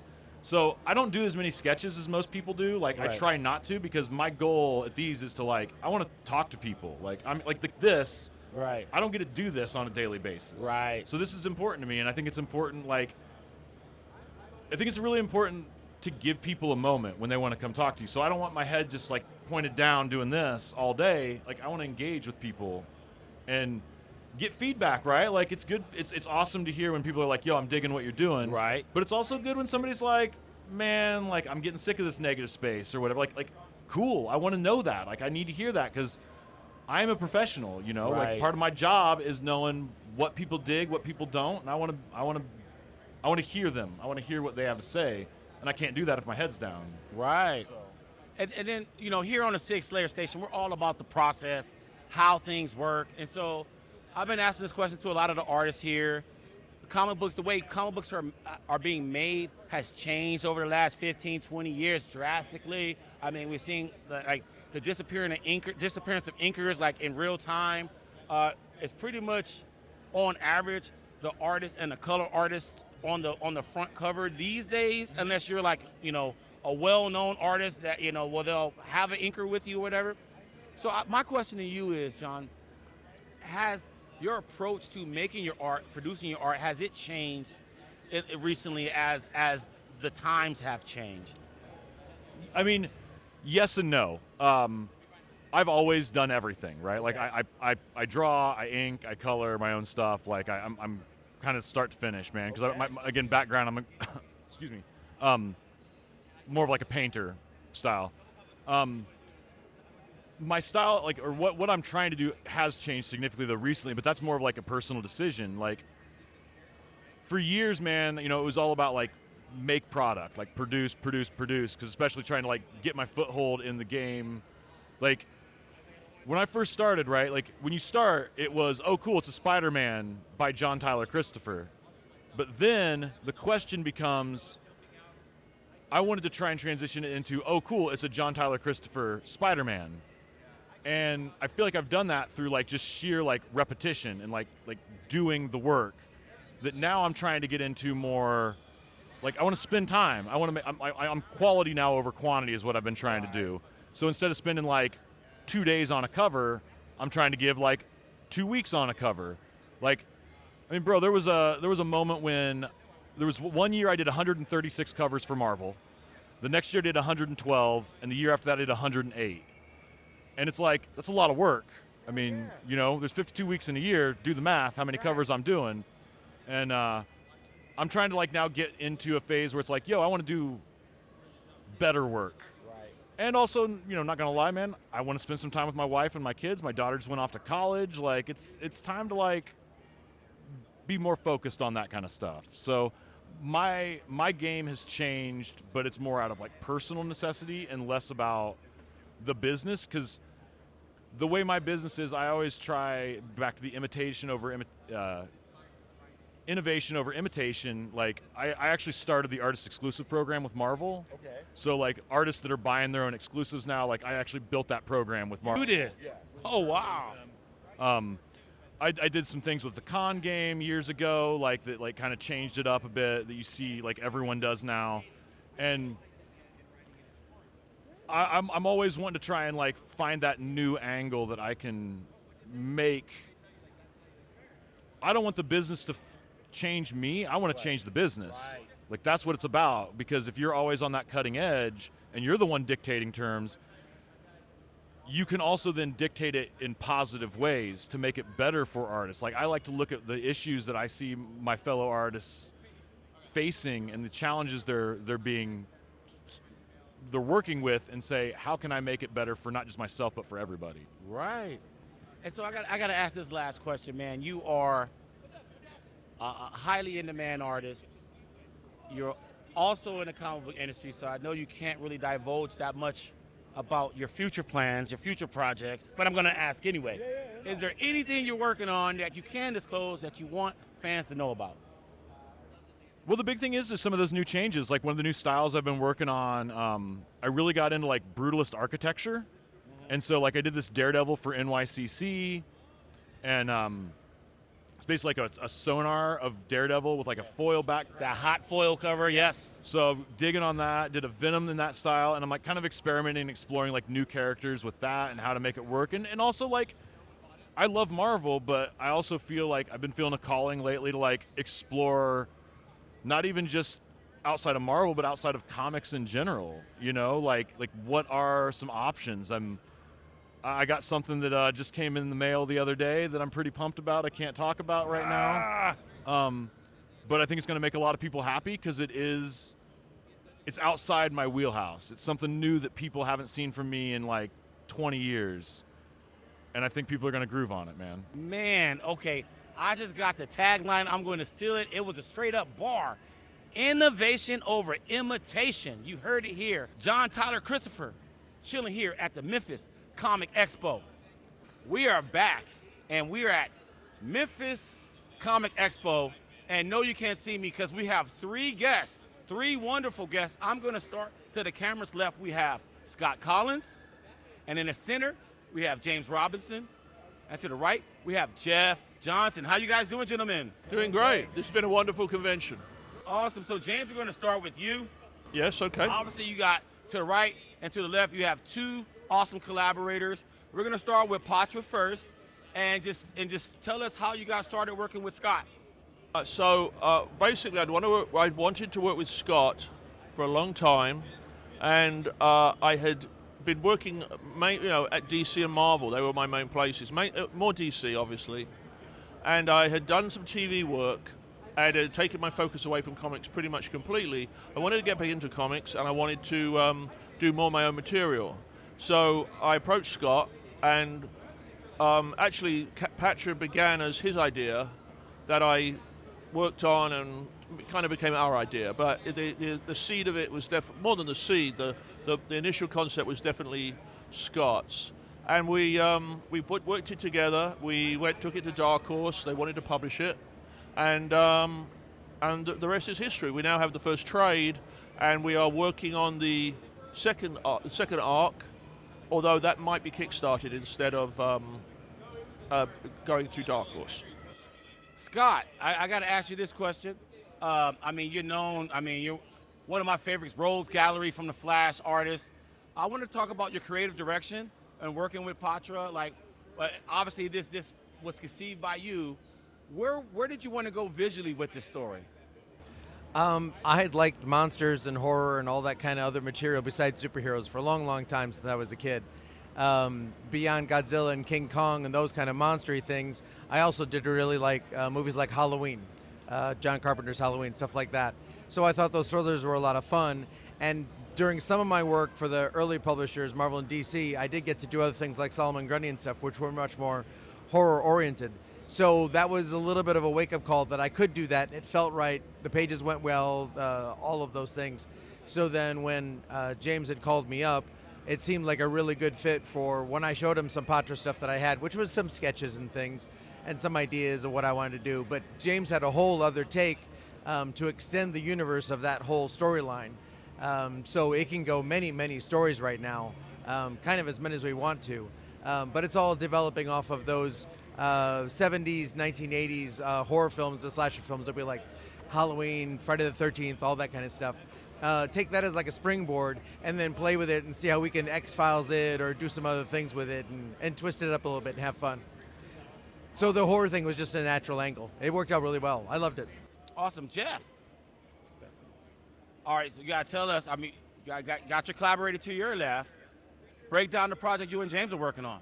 So James and I are recreating the fantasy genre and mixing it up with a heist film, and hopefully everyone's going to love it.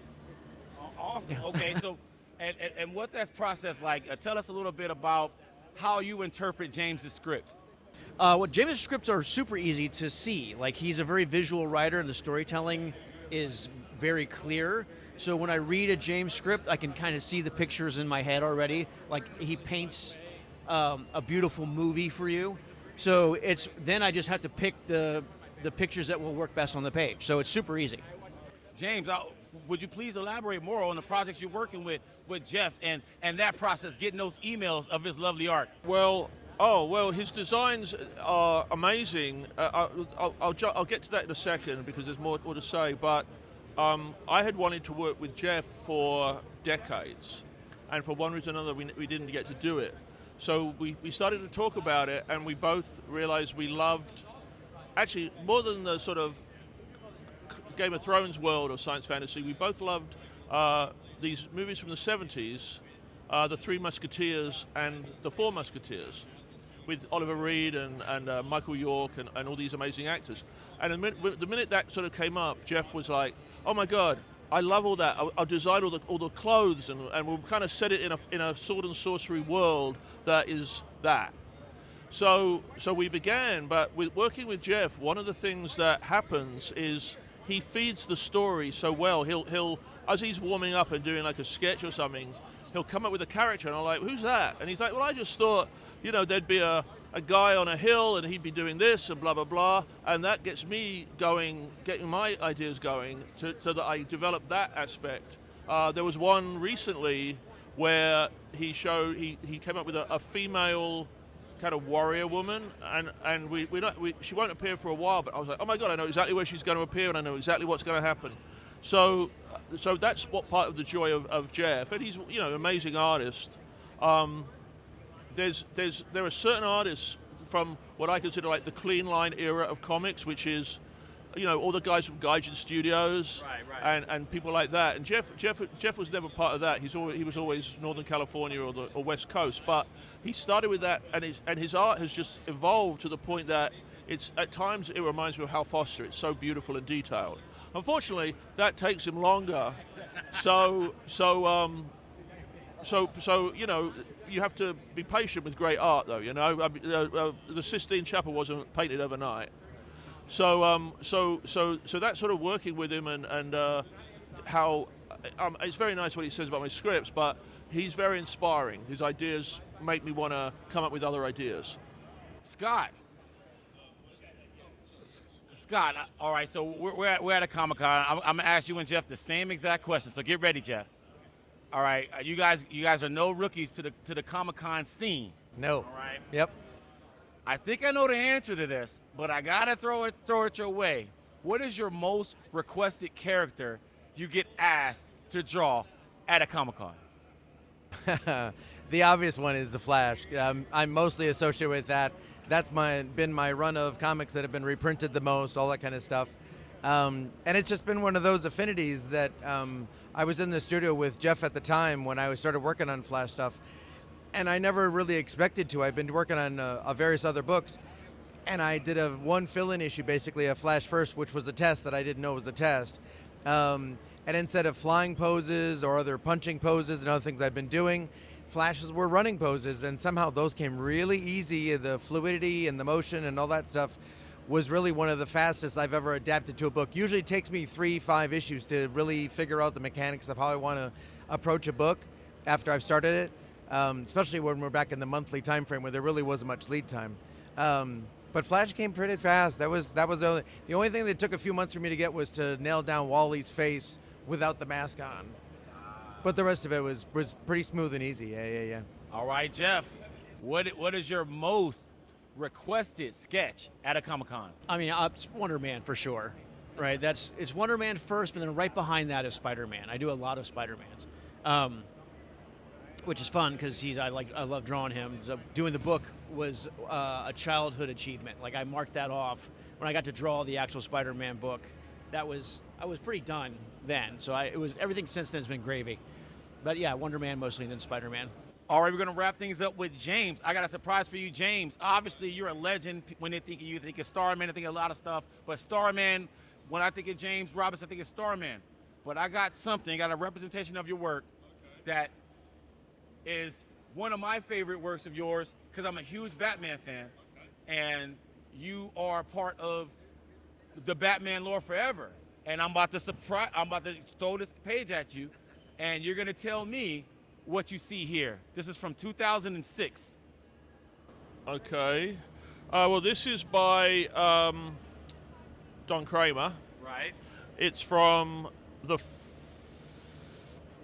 Don Kramer. That was the that was the first Face to Face. Yes.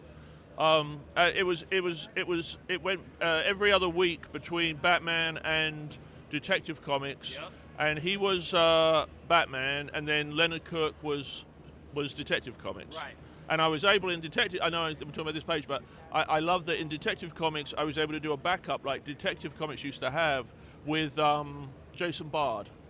So, but this was Don Kramer. It was a lot of fun to do this book, and I was very honored actually that when they did the collection of the best Two-Face stories ever, one particular issue which is just Two-Face. He's by the way, Two-Face is my favorite Batman villain.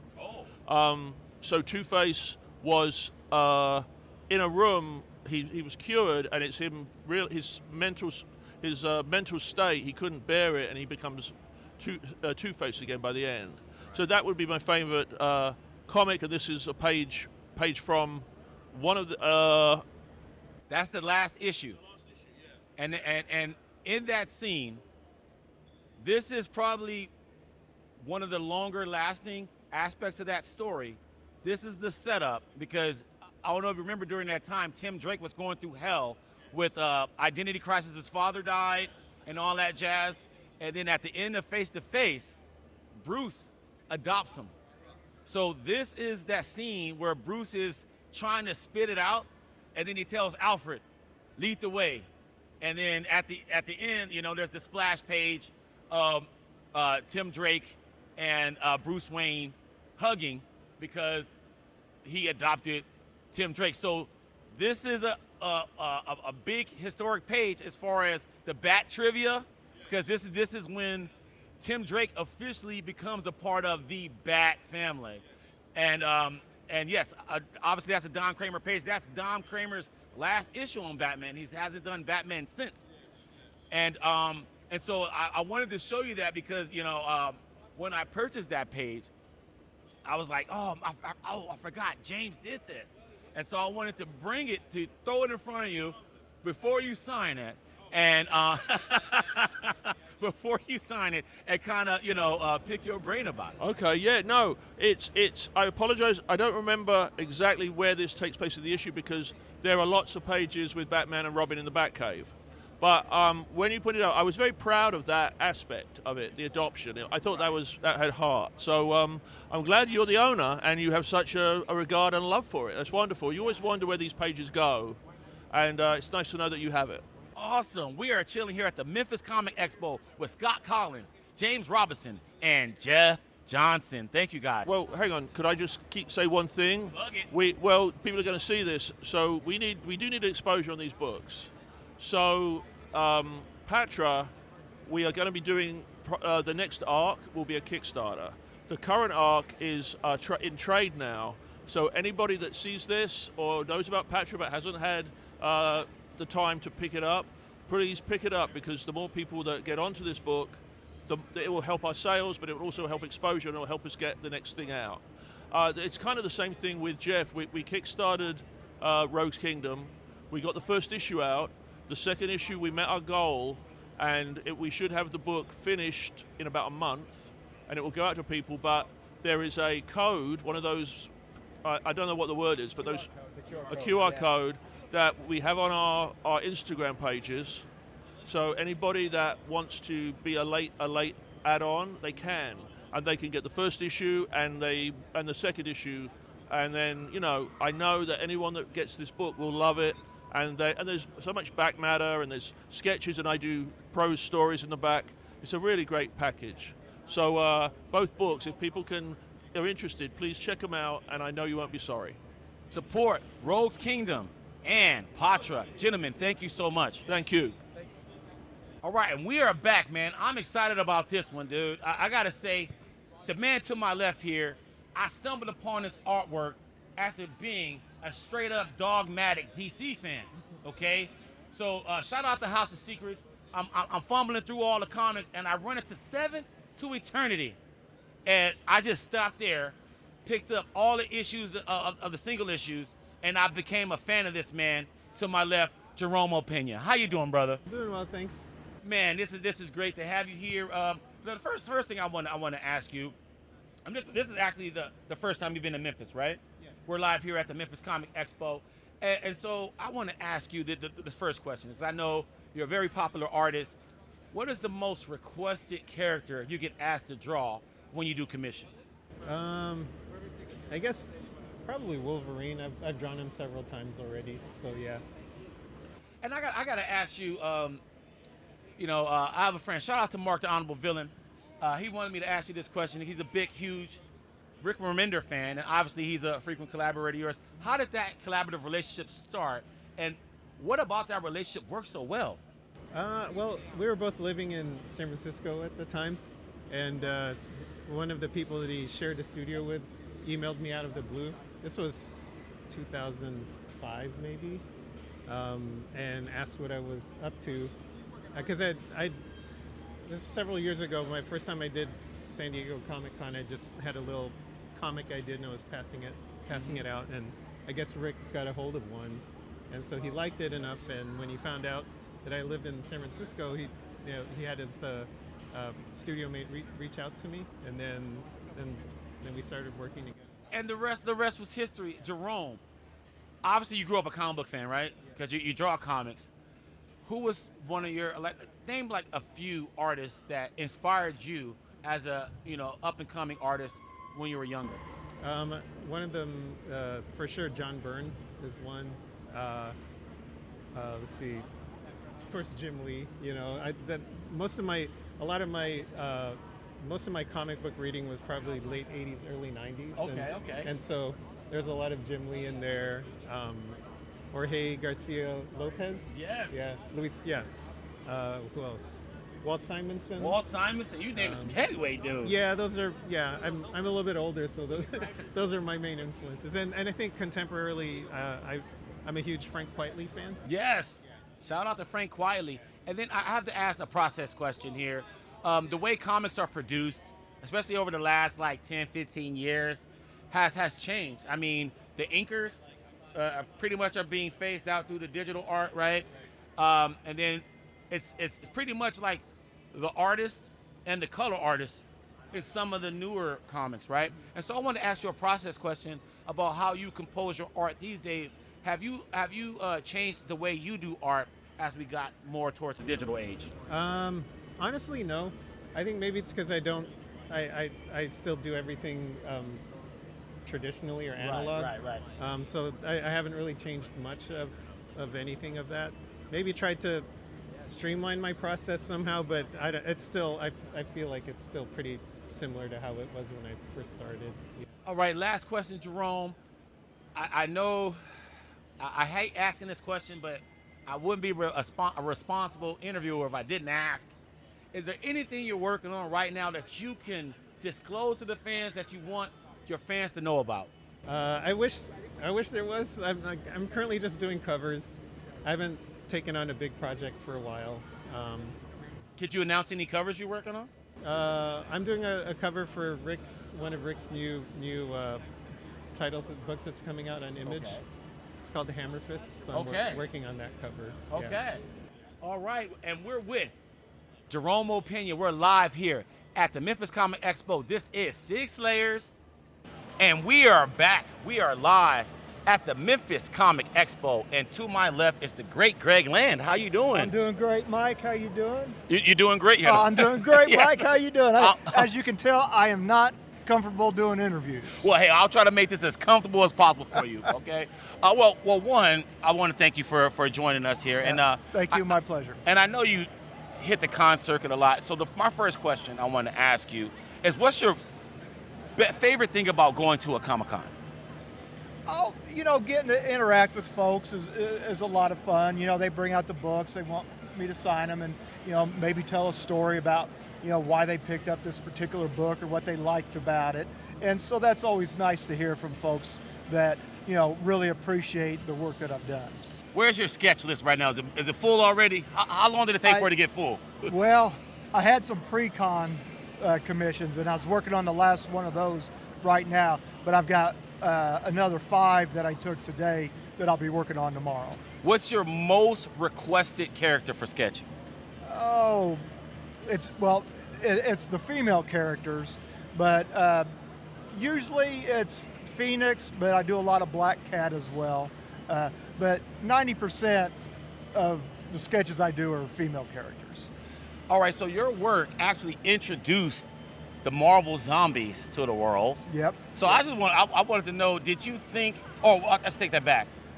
When you were doing that project, did you know that they were going to launch this big project, like there was going to be this Marvel zombie thing? No, I don't think anybody knew. It was part of the story that Mark Millar wrote, and then I was the one to illustrate it.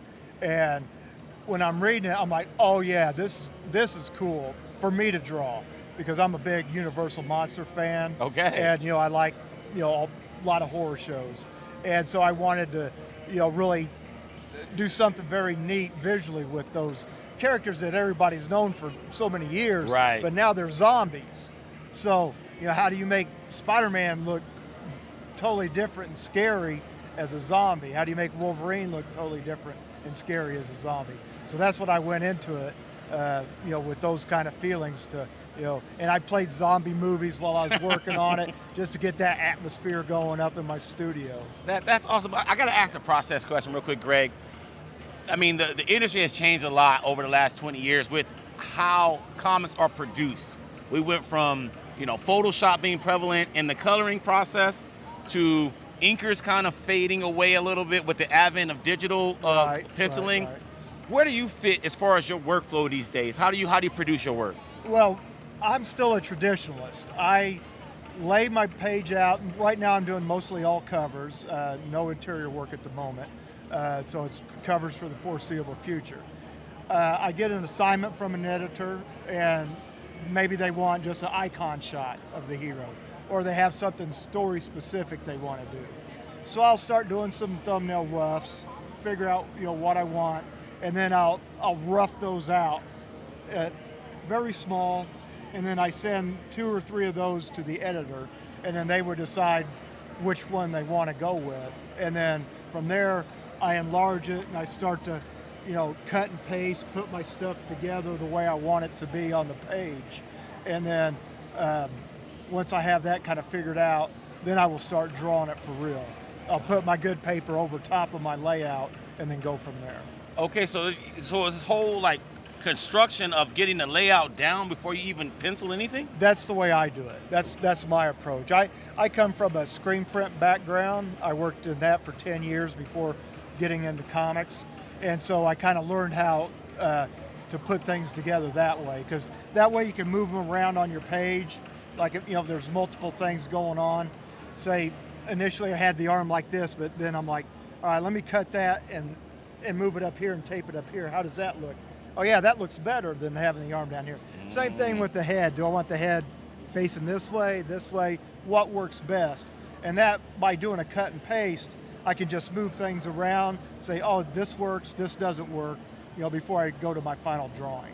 Okay, and last question here. I know the comic book business is a business of not letting anything out, but you said you're doing covers these days. Yeah. So is there any cover or character that you can disclose that you're working on that you let fans know you're working on today? Well, I'm doing stuff with several different companies now, doing some stuff for Zenoscope, doing stuff for Dynamite, you know, Red Sonja and Vampirella, still doing stuff with Marvel.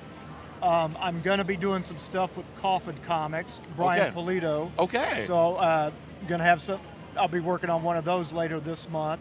So that's another set of characters I'll get to draw. You heard it from the man himself, Greg Glen. We are chilling here at the Memphis Comic Expo. See you soon.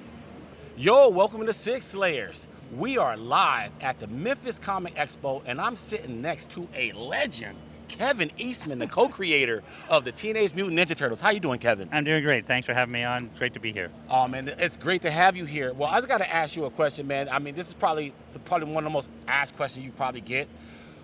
It's a little over 40 years since you guys created the Teenage Mutant Ninja Turtles. Yes, sir, yeah. What does it feel like to be one of the creators of one of the most recognizable IPs in the world? Well, it's always, the first word that comes to mind is humbling, because it's one of those concepts where, you know, both Peter and I, growing up, we wanted to be comic book artists, following the footsteps to our hero Jack Kirby, and write and draw and tell our own stories. And the fact that we actually got to do that, you know, fulfill that childhood dream, not only once with the success of the first issue, but now here we are, like you said, a little over 40 years later, and still doing it. Is just it's the greatest. It's a dream come true. I love it so much. You mentioned Jack Kirby, and I got to ask this question because a lot of creators in your generation like look up to Jack Kirby as a god. Mm-hmm. So for the people that don't know, what was Jack Kirby's superpower to you? His creativity was a superpower, without a doubt. He was one of the innovators that, you know, most of the Marvel Universe, if not all of the Marvel Universe, and so many other things that he created are things that are being made into movies today. They're iconic. All of his creations and co-creations with Stan Lee, from, you know, the Fantastic Four, Thor, you know, Sergeant Fury, Spider. You know, he had a hand in pretty much everything. You know, just one of those guys that it was boundless creativity, his storytelling, his craftsmanship, the way he posed stories and did panel-to-panel layouts, and how he composed a page or a two-page spread. It was just inspiring. It made so many people like me want to draw comic books. It was that much, that was that elevating, and it stands the test of time. You still, you know, like I said, stories that he wrote and worked on with so many other creators are being made into movies, and you know, the last 10, 15 years, some of the most successful movies in the world. So it's his genius that brought that about.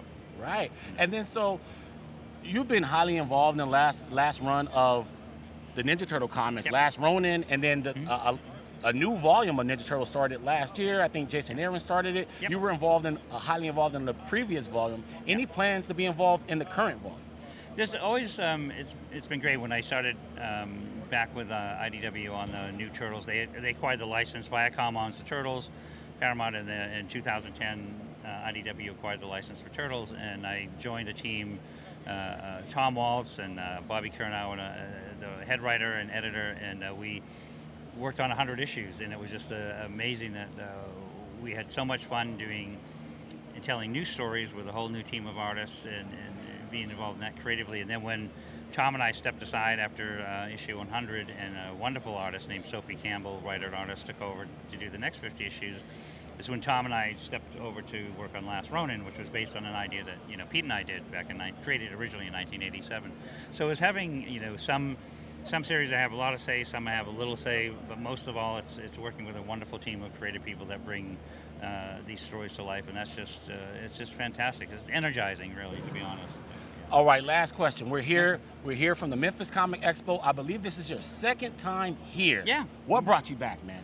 Oh, just the fans. You know, well, you know, certainly the show hosts and the people and the just everybody that. There's so many moving parts to make one of these shows work, but we've been friends with the folks that run the show, and they invited us back, and we were glad to fit it into the schedule because we had such a wonderful time here last time, it's like 2 years ago. But it's always, to me, it's all about the fans. We get to say hi and thank them in person for giving me such a great job. I get to draw. I was drawing comics yesterday before we came here, and I'll be drawing Turtle comics when I go home on Monday. So we love it, and it's thanking them for their support and making that possible. Well, thank you for joining us. Thank you, absolutely. We are here with the legend Kevin Eastman Thanks, from guys. the Memphis Comic Expo. Sig Slayer.